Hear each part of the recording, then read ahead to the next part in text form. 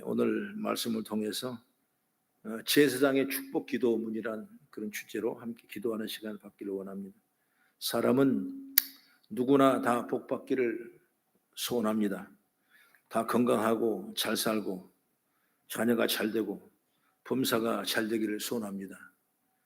그래서 옛날에 우리 어른들도 오복이란 말을 많이 했지 않습니까? 오래 살고 부자 되고 건강하고 강력하고 이런 오복이 있어요. 그래서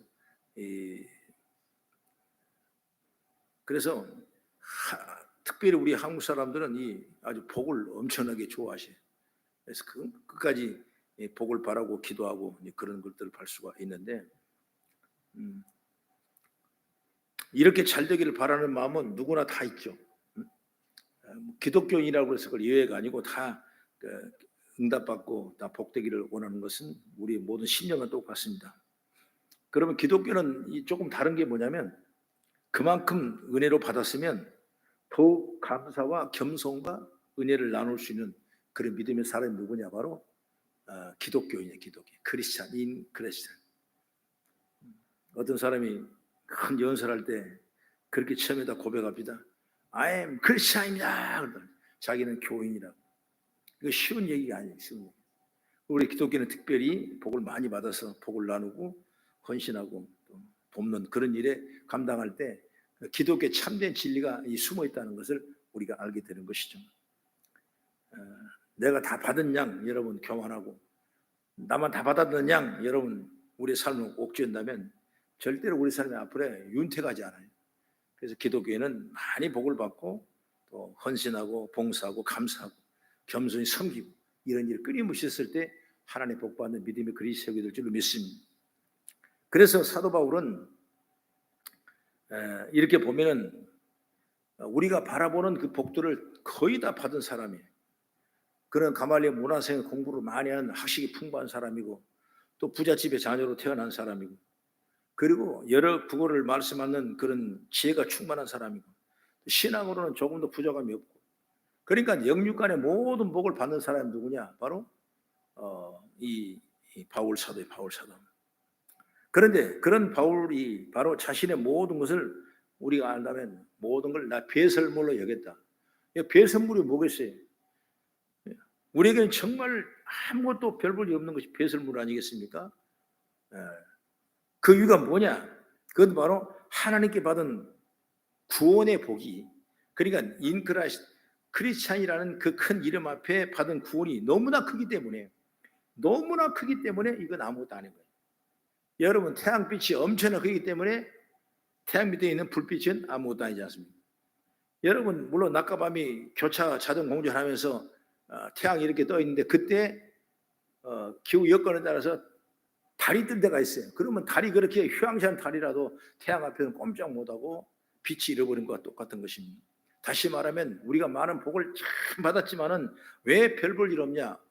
배설물 얘기할 수밖에 없냐? 이건 바로 뭐냐면 하나님이 내게 주신 그 구원의 기쁨과 감사가 너무나 크기 때문에 다른 건 안 보이는 거예요. 그렇게 해서 혹시 내게 보였던 수부광령 유오도 고정명이라는 오복을 가지다 할지라도 그 안에는 다 배설물 얘기할 수밖에 없는 것이. 그리고 우리 성도들 다 그런 믿음에 제가 있기를 나는 주의 이름으로 부탁드리겠습니다. 그래서 사도 바울은 한번 성경을 보면 데살로니가 후서 2장 13절에 이렇게 말합니다. 시작. 주께서 사랑하는 형제들아, 우리가 항상 너에게 관하여 마땅히 하나님께 감사할 것은 하나님이 처음부터 너희를 택하사 성령의 거룩함과 진리의 믿음으로 구원을 받게 하리 하심이라. 구원받은 것이 너무나 놀랍고 기뻐해서 나는 감사할 수밖에 없다. 이걸 말씀하고 있는. 그리고 우리에게 범사에 감사라. 이렇게 끊임없이 권면을 하고 있는 것을 보게 되는 것이죠. 그럼 오늘 말씀은 우리가 복된 존재이며 복된 존재인 우리가 어떻게 살아야지를 보여주는 얘기가 오늘 말씀이라는 걸 보게 되는 것입니다. 오늘 본문의 말씀 보니까 아론과 아들에게 주신 말씀입니다. 아론이라면 지난 시간에 얘기했지만은 제사장, 대제사장, 아무도 할 수 없는 대제사장, 그리고 그 아들 홈리와 비니아스라는 사람은 누구냐? 바로 제사장. 성소에서 하나님 일을 열심히 하는 사람들, 제사장. 그 사람들 향하여 하나님께서 너는 이런 복을 가르쳐라, 이런 복을 빌어라 하는 것이 오늘 본문의 말씀입니다. 당시에 제사장들은 레위지파 출신으로서 성막에서 제사를 지내는 일을 맡았습니다. 그리고 성막을 일을 하면 누구보다도 하나님을 가장 먼저 가까이 하고 모시는 사람들이 바로 제사장들입니다. 이들은 하나님의 마음을 누구보다 먼저 잘 압니다. 하나님 뭘 기뻐하시고 하나님 뭘 싫어하시고 하나님 뭘 원하시는 걸 너무나 잘 알고 있어요. 그렇기 때문에 성경을 보게 되면 하나님이 우리를 향해 가진 마음이 어떤 마음인가를 수없이 나오는 말씀이라는 걸 보게 되는 것이죠. 그래서 성경 속으로 우리에 들어가면 하나님의 마음을 알게 되고, 그리고 하나님 우리를 뭘 요구하는 걸 알게 되고, 하나님 뭘 믿고 있는지를 알게 되는 것입니다. 왜? 그 마음이 바로 우리에게 복 주시는 마음이라고 말합니다. 하나님은 우리를 복을 주시는 마음입니다.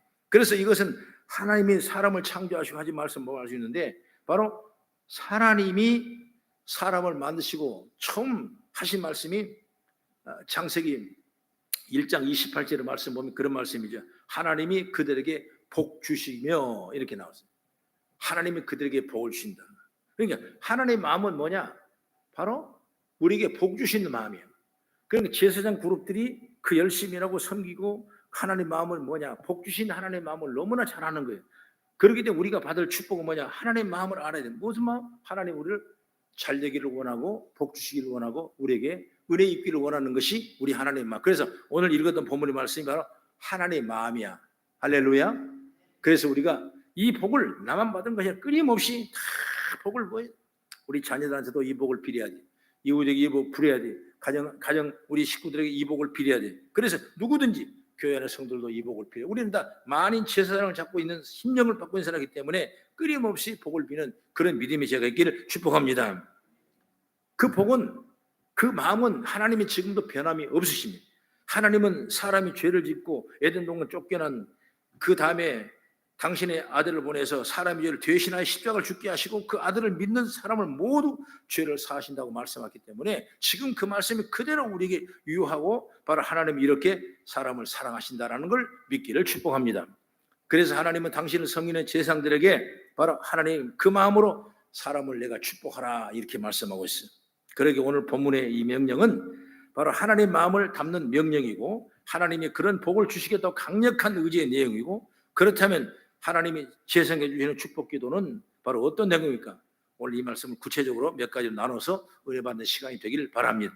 첫째로 하나님이 우리를 지켜주신다. 이 말씀 24절에 나오죠. 여호와는 내게 복을 주시고 너를 지키시기를 원하며 지켜주신다.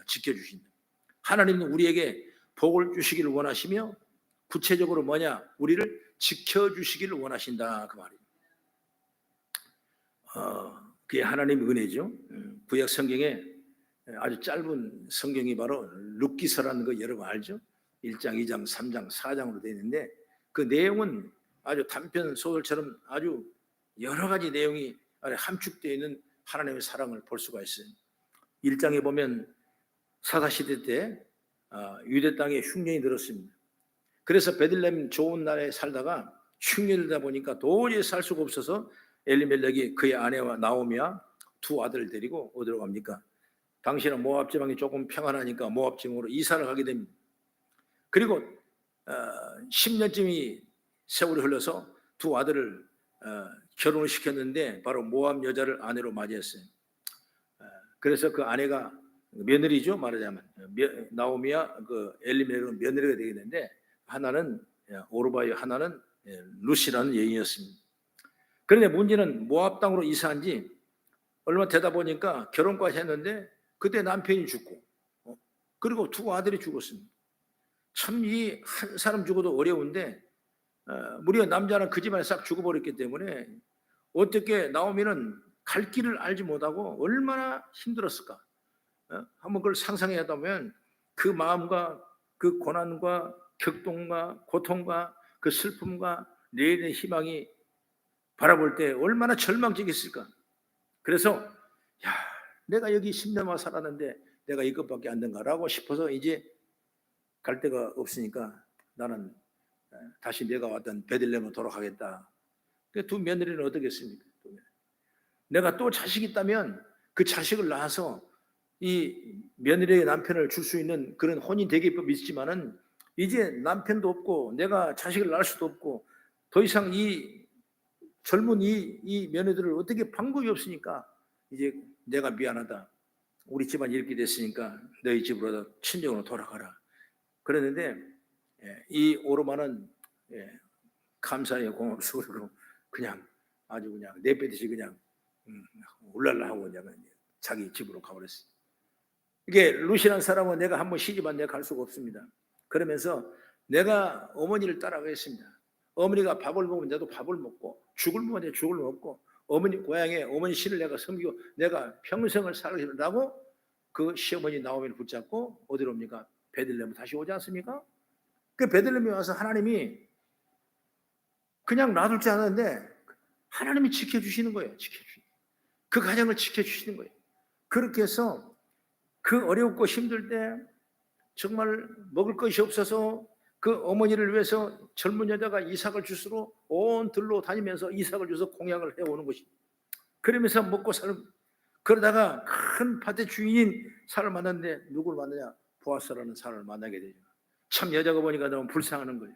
그 어머니를 모시려고 그렇게 고생하고 힘들어 애쓰는 그 모습이 누가 봤냐? 하나님이 다 보시는 거예요.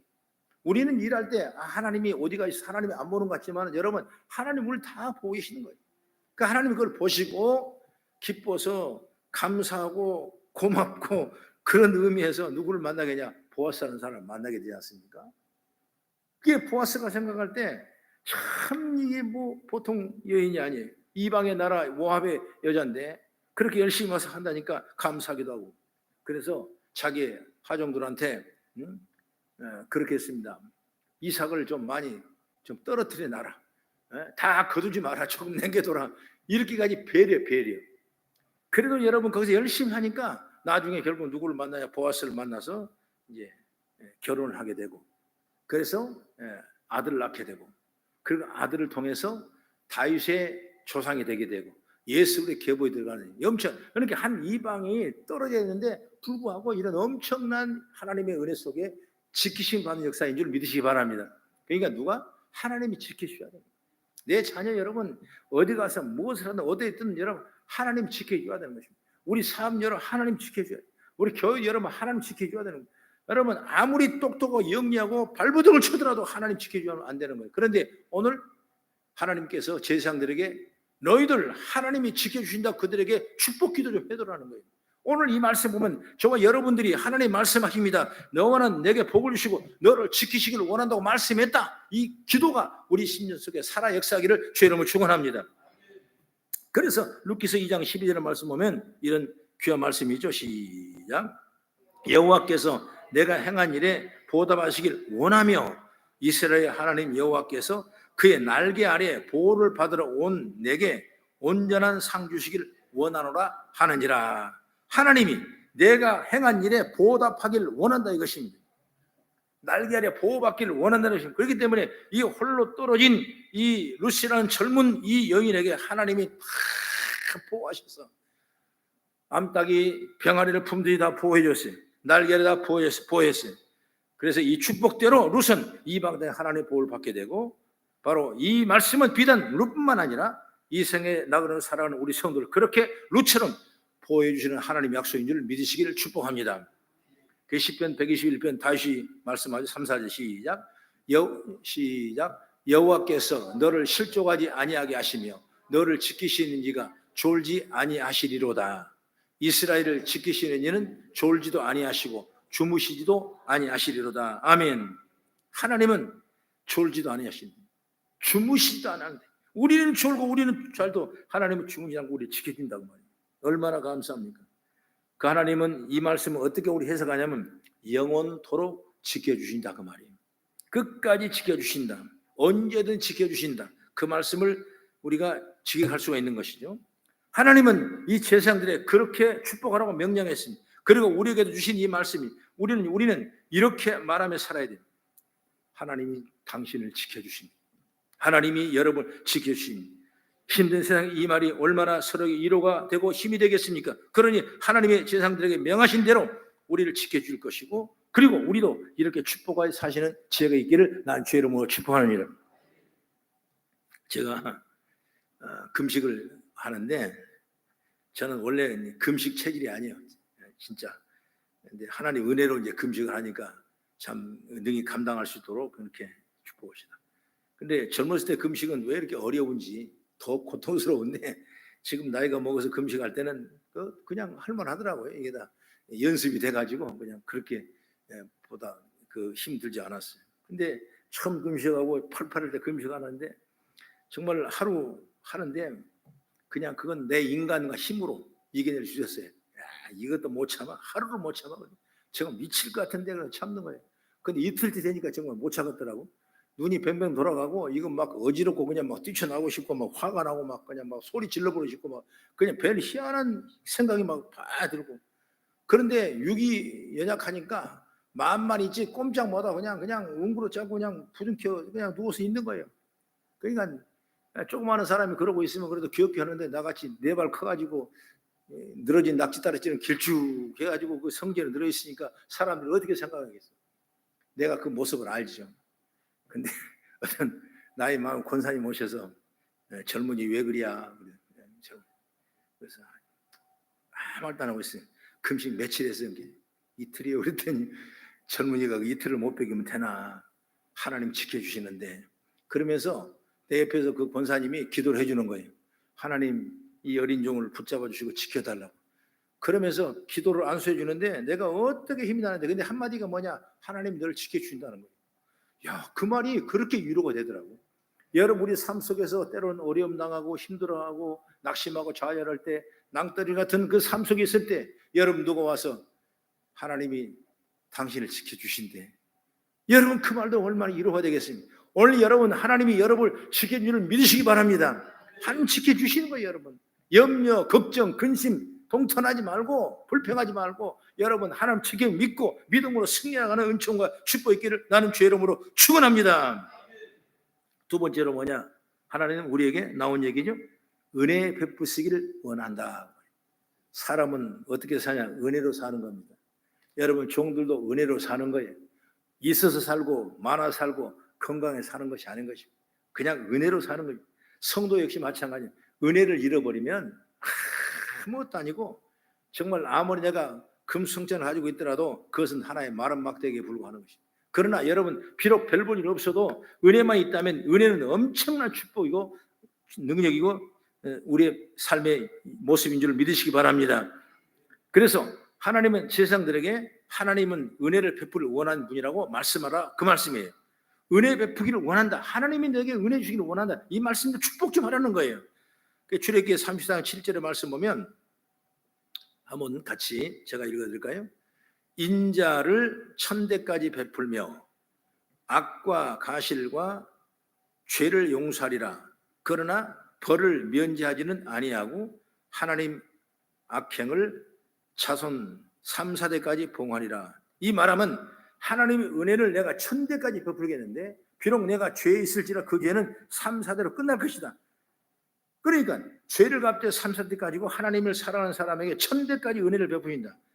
그러니까 은혜는 천대란 건 뭐냐면 조건이 붙이지 않는 것입니다. 조건 없는 은혜, 우리가 생각하지 못한 은혜, 우리가 감당하지 못한 은혜가 하나님 편에 보면 얼마나 많겠습니까?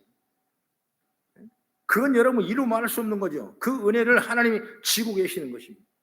여러분 우리가 생각하지 못할 미래의 비전과 발전과 내 자녀들의 앞길을 여러분 하나님이 그 은혜로 지고 계시는 거예요. 근데 우리는 그걸 모르니까 하나님은 분명히 천대까지 은혜를 베푼다고 말씀해 줬어요. 오늘 이 말씀이 우리 가운데 날마다 선포되는 역사가 있기를 주의 이름으로 축원합니다. 여러분 은혜는 조건이 붙지 않습니다. 이런 조건 저런 조건이 여러분 은혜가 아니에요. 은혜는 그냥 내가 감당하지 못할 아무것도 하지 못하는데 하나님이 그저 위에서 내려주신 것이 바로 은혜예요. 할렐루야. 그러면 하나님을 사랑하는 사람에게 천대까지 은혜를 베풀어 주신다. 그러니 하나님이 얼마나 우리에게 은혜 주시기를 원하는지를 다시 한번 생각해보는 제가 열리기를 축복합니다. 우리는 예수 그리스도의 은혜를 입은 우리들에게는 은혜 주시기를 원하는 분인 줄 믿으시기 바랍니다. 여러분 엄마가 아기를 어떻게 잘 키울까 생각하는 것처럼 어떤 은혜를 줄까 생각하는 분이 우리 하나님인 줄 믿습니다. 여러분, 기도에 보면 악한 아버지라도 돌을 달라면, 떡을 달라면 돌 줄 아버지가 누가 있겠냐고 말이에요. 여러분, 생선을 달라는데 누가 뱀을 줄 아버지가 누가 있냐? 우리 사랑의 하나님께서는 그 아이에게 좋은 걸 주신다고 분명히 약속했어요. 그러니까 지금도 하나님은 우리에게 모든 걸 좋은 걸 주시려고. 이게 바로 은혜죠, 은혜. 그러니까 여러분들, 우리 은혜가 떠나가면 안 됐어. 여러분, 은혜의 물이 떠나면 우리는 정말 원망과 불평과 낙심과 좌절과 끊임 우리 삶 가운데 심판이 올 수밖에 없는 거죠. 그러나 우리는 모든 걸 덮을 수 있는 건 뭐냐? 하나님의 은혜를 입어야 되는 것이죠. 해같이 빛나는 하나님의 은혜를 우리 성도가 다 입는 은총이기를 주의 이름으로 축원합니다. 그래서 우리는 하나님께서 주시는 은혜를 받아서 누리며 살아야 되는 것입니다. 그리고 그 은혜를 나누면서 사는 복된 지혜가 되게 되고 서로 은혜를 빌어주는 그런 믿음의 삶의 자세가 됐을 때 주의 복을 누리게 될 줄로 저는 믿습니다. 그리고 마지막 세 번째, 하나님은 평강 주시는 분이라. 평강이란 건 얼마나 귀한 이 단어의 제목입니까? 누가복음 24장 36절에 보면 예수님이 십자가에 죽자 그 두려움에 가득한 제자들을 찾아오십니다. 그리고 죽음을 이기고 부활하신 주님은 제자들에게 이렇게 말씀했습니다. 이 말할 때 예수께 친히 그들 가운데 이르시되 너희에게 평강이 있을지어다. 예수님을 따라 바울도 편지에서 평강을 구했습니다.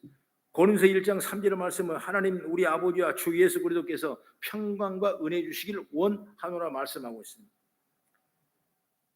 바울 사도는 여러 가지 쓴 편지에 평강을 비는 그 문구가 아주 많습니다. 그 평강이 이렇게 중요한 겁니다. 여러분, 예수님께서도 누가복음 10장 5절의 말씀 보면 제자들을 보내면서 너희 집에 어느 들어가거든 먼저 말하되, 그 말이 뭐냐? 이 집에 평강이 있을지어다, 이렇게 말하는 것입니다. 그 말씀대로 그들은 한 것입니다. 여러분, 평강은 우리 모두가 원하는 일이고 지금은 세상에 워낙 불안하고 걱정이 많고 근심이 많다 보니까 마음에 평안이 없을 때가 많아요. 더구나 지금 시국적으로 평안이 정말 절실합니다. 이 말씀이 전해질 당시에 이스라엘 사람도 광야에 있었으면, 광야의 삶은 얼마나 불안합니까? 먹고 마시고 자는 모든 건 편치 않습니다. 그러니 그들에게 지금 필요한 건 뭐냐? 바로 평안이에요. 오늘 우리 신앙생활 할 때 정말 진정한 가치가 우리가 추구할 문제가 뭐냐? 바로 평안이에요.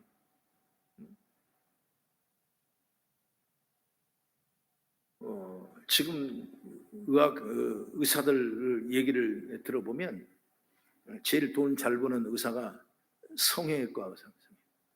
고치고 뜯고 바르고 바르고 성형외과. 그게 최고 잘 됩니다. 그래서 전공을 성형외과라는. 그다음에 두 번째는 뭐냐? 정신과를 하라는. 정신과. 최고의 수익성으로 봤을 때 그만큼 뭐냐? 추구하고 바라고 원하는 것들이 많다는 거예요. 그게 뭐냐? 정신적인 문제와 내가 좋아지고 예뻐지는 것이 바로 우리 삶의 가치 기준이라고 볼 수 있는 것입니다. 그러면 여러분, 이 정신적인 문제가 뭐냐? 왜 생기냐? 그 마음에 평안이 없으면 생기는 거예요. 여러분 다 지금 가서 정신과에 가서 한번 상담을 해보십시오.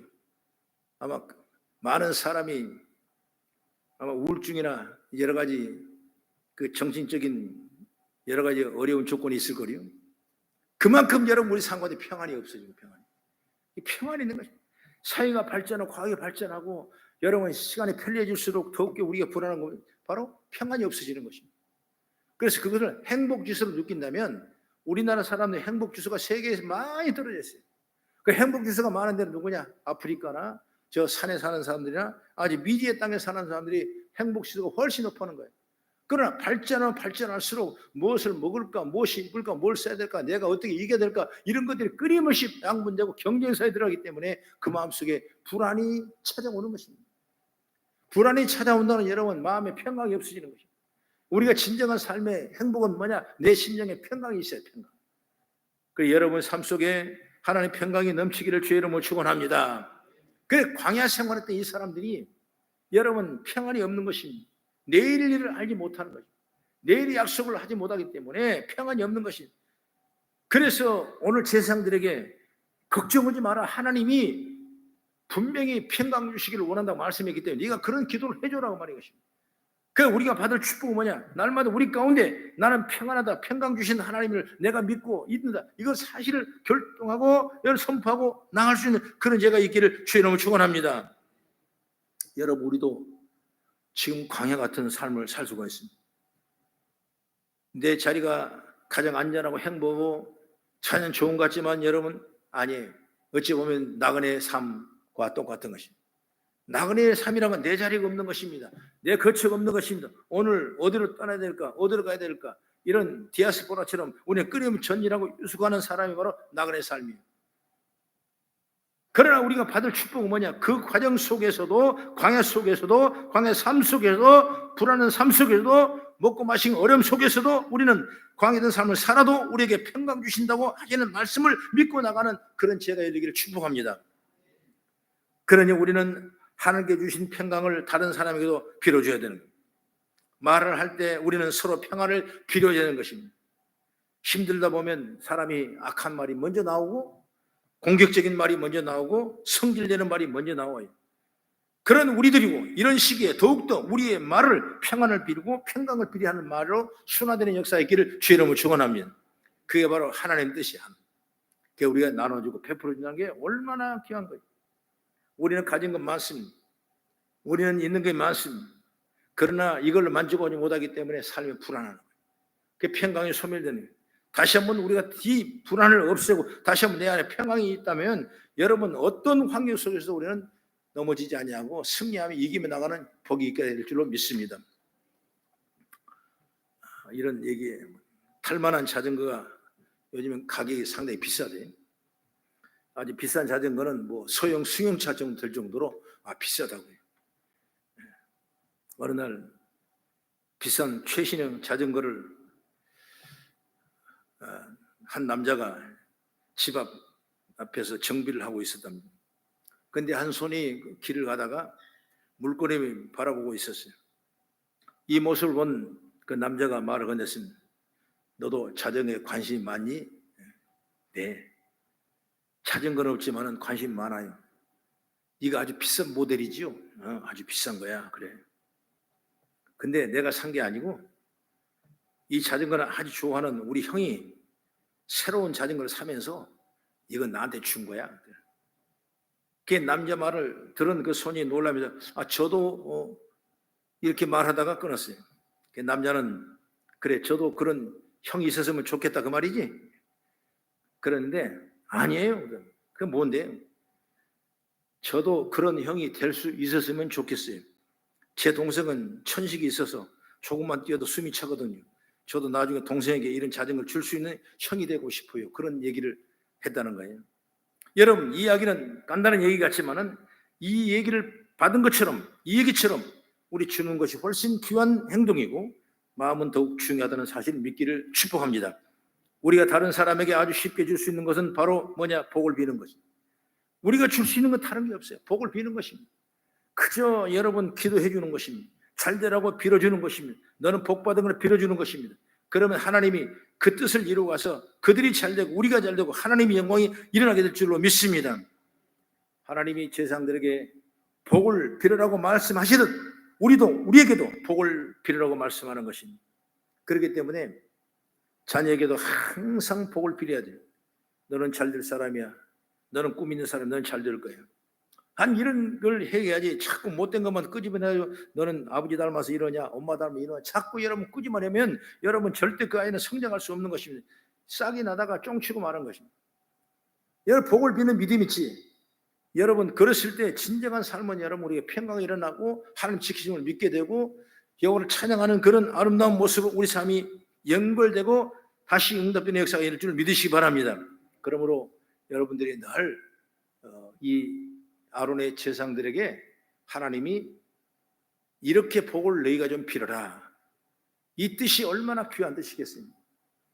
백성들에게 이런 복을 빌어라. 평강 주시기를 원하는 분이 하나님이라는 걸 빌어라. 우리를 지켜주신다고 빌어라. 이런 축복들이 있었을 때 여러분 하나님의 은혜와 은총이 넘치는 역사가 있기를 믿습니다. 그래서 우리가 믿음을 살 때 그렇게 살아요. 그래서 오늘 우리 성도들이 어려운 시대에 살고 있고 힘든 과정이 있지만은 복을 빌고 또 복을 나누고 이런 삶 속에서 이 기도문을 통해서 다시 한번 은혜를 받고 믿음으로 승리해 나가는 아름다운 모습을 채워지는 은총이기를 난 주의 이름으로 축원합니다.